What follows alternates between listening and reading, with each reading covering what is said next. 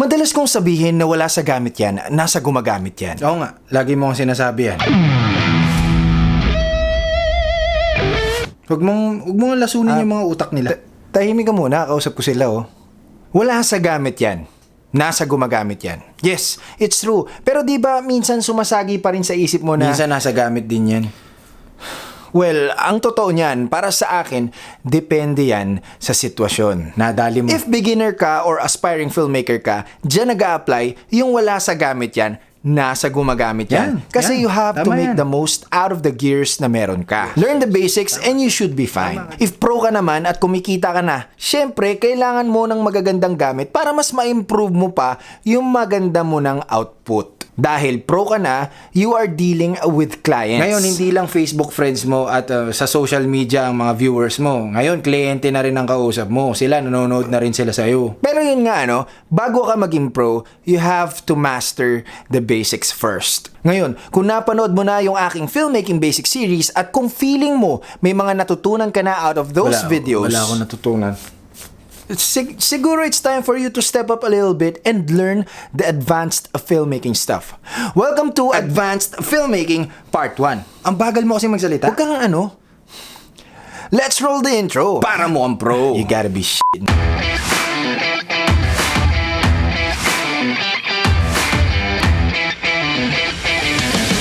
What's up guys? Ryanaudencial po. Maraming salamat po ulit sa pagbabalik nyo dito sa channel ko. Again, welcome to Advanced Filmmaking.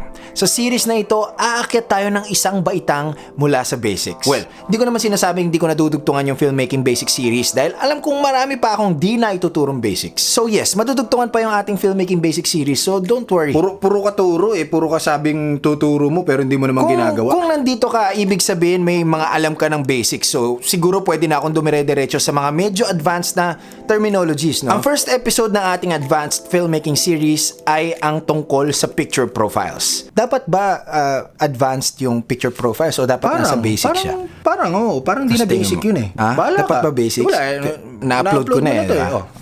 Wala na silang magagawa. Upload mo na eh. Wala na silang magagawa. So yun nga. This is the Advanced Filmmaking Part 1 Picture Profiles. Paulit-ulit ka, no? Bakit ba? Umahaba eh. Video ko to eh. Bakit ba? Okay, sige. Alis muna ako. Yan, tama yan. Umalis ka muna. Bahala Hindi ka namin dyan. kailangan dito. Sabat ka na, sabat eh. Anyway, ano nga ba ang picture profile? Picture profile is a menu for adjusting and changing parameters that determine an image's characteristics. In Tagalog, ito yung mga picture styles na meron ang kamerang gamit mo. And dito sa mga picture styles na ito, maa-adjust mo yung iba't ibang characteristics ng footage mo like the contrast, saturation, and sharpness. I am using a Sony camera. You are seeing a Sony A7 III footage. Kung iba ang kamerang gamit nyo like a Canon or Nikon, malamang meron din silang ibang picture profiles. Pero since Sony ang gamit ko, Sony picture profiles po ang itatakol ko. Kadalasan, para sa mga photos, may mga default settings ang camera natin. Sabi ng camera manufacturer, gamitin mo itong setting na to for landscape. Itong setting naman na to for portraits at marami pang ibang settings para sa iba't ibang subjects. Si camera manufacturer ang nag-set nun for you and they are well set. Pero in shooting videos, it's really advisable to use a flat picture profile to get the best dynamic range. Ano nga ba ang dynamic range? Ang dynamic range ay yung level of detail between the brightest highlights and the darkest shadows sa footage mo. Para mas madaling maintindihan, di ba kayo nagtataka kung bakit mahal ang cinema cameras? Isang dahilan dyan ay dahil may capability silang makapag-shoot ng RAW at log footage. Para sa mga di nakakaalam kung ano ang RAW at log footage, ito yung mga material na may mataas na dynamic range. Mas mataas na dynamic range, mas maraming information ang meron sa video clip mo. Mas maraming information sa video clip mo, mas flexible at mas makakapag-eksperimento ka pagdating sa color correcting at color grading. Mas mataas na dynamic range, mas magiging cinematic ang footage mo. Kaya malang cinema cameras. Kagaya sa photos, if you shoot your stills raw, may mas room ka for color correction and grading. Ganon din sa videos. If you shoot your videos using a picture profile with a high dynamic range, mas malaki ang chance maging cinematic ang video mo. Let me give you an example. And in these examples, I am gonna be using picture profile off or natural, movie, Cine 4, S-Log 2, S-Log 3, and HLG 2. In this clip, I am not using a picture profile. Ito yung itsura pag naka-off yung picture profile ko. This is what it looks like straight out of the camera. As in, walang kahit anong adjustments yan. I-try nating i-color correct at i-color grade. As you can see, kapag sinubukan nating lagyan ng coloration ang footage na ito, hindi ganun ka-cinematic tignan dahil kokonti lang ang pwede mong i-adjust. Meaning, pag naka-off ang picture profile ng camera mo, you are not using a high dynamic range setting. Wala o mababang dynamic range sa footage, mas konti ang pwede mong i-adjust. Hindi siya ganun ka-cinematic, kumbaga. But I am not saying that this footage is unusable. Nagagamit ito, pero hindi nga lang ganun ka-cinematic. Next footage, I'm using Sony's movie setting. Hindi rin siya ganun kalayo sa unang example. Halos parehas lang sila dahil hindi mo na i-colorize ito dahil parang luto na. Kumbaga, medyo cinematic dahil processed na sa camera yung kulay pero hindi rin siya ganun ka-flexible when it comes to color grading. Next footage is using a picture profile 4, using a Cine 4. This is the usual picture profile na ginagamit ng karamihan dahil ito yung nasa gitna ng natural or movie at ng log profiles. Mapapansin nyo na medyo nawala yung saturation and naging flat ng konti. Pero pag kinulayan mo na yan, mas nagiging cinematic ang datingan dahil mas flexible siya sa mga naunang picture profiles na ginamit natin. If trip mong magkulay pero ayaw mong magtagal at mahirapan, ito, yung para sa iyo. Now, let's use an S-Log picture profile which is PP7 sa aking Sony A7 III. Makikita nyo na sobrang boring nitong picture profile na ito kasi una, nawala yung saturation or yung kulay. Pangalawa, halos nawala din yung detail kasi hindi mo halos makita yung difference ng highlights and shadows. Sobrang dull ng itsura nito kapag di pa naluluto. And I advise you na wag ito ang ipakita nyo sa kliyente nyo pag nagpi-preview sila. Hindi nila yan ma-appreciate. I'm telling you. Pro tip yan. Now, subukan nating kulayan.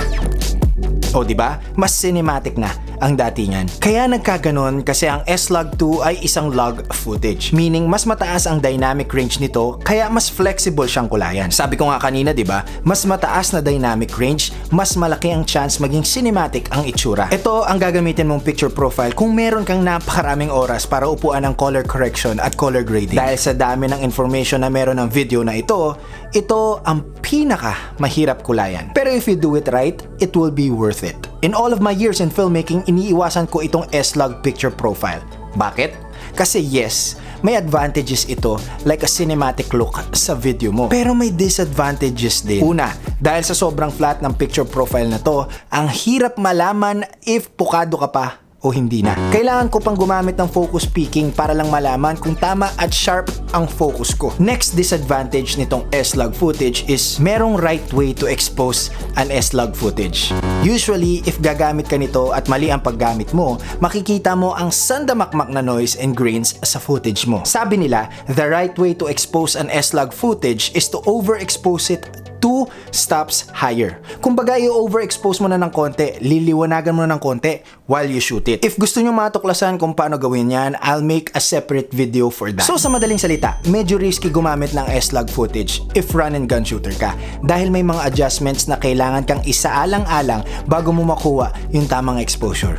Bah, parang nasabi ko yung isaalang-alang ng dire-diretso. Tama ba yun? Wow, may story ko nga. Ayun po ang mga disadvantages ng log footage.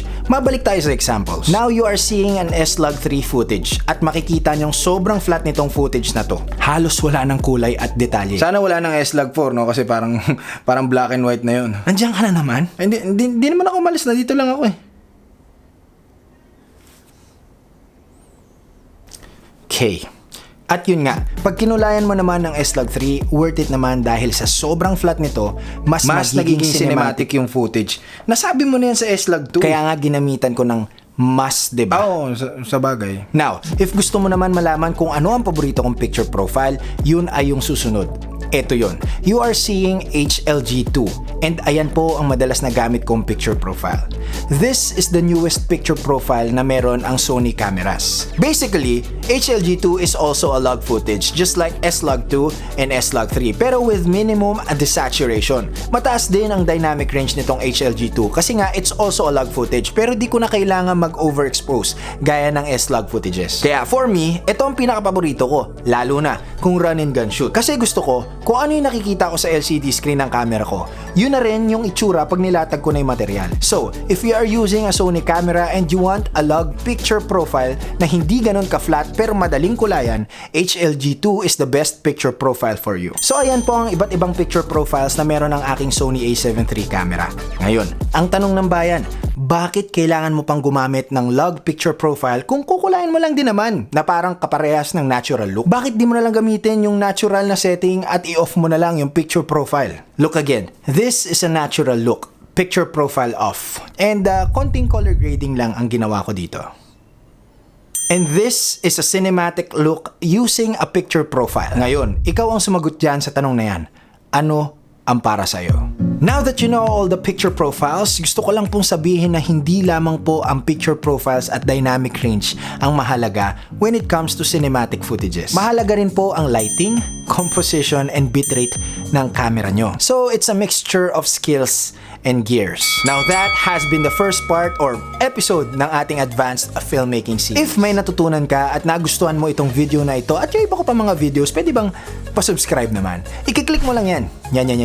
Yan. Pati yung bell notification para ma-notify ka every time na may bago akong video. So once again, this has been ryanaudencial. Thank you so much for being here and see you in the next video. Ang dami mong satsat pa, ang haba-haba ng video mo, pwede mo mong paiksin na. Ay, ewan ko sa'yo. Ano ganyan? Parami lang ng viewers yun eh. Watch hours eh. Ginugulo mo ko eh. Edit mo na yan. Wadi ikaw na. Ihingi naman ng dalawang to. Parehas na naman kayo hindi marunong.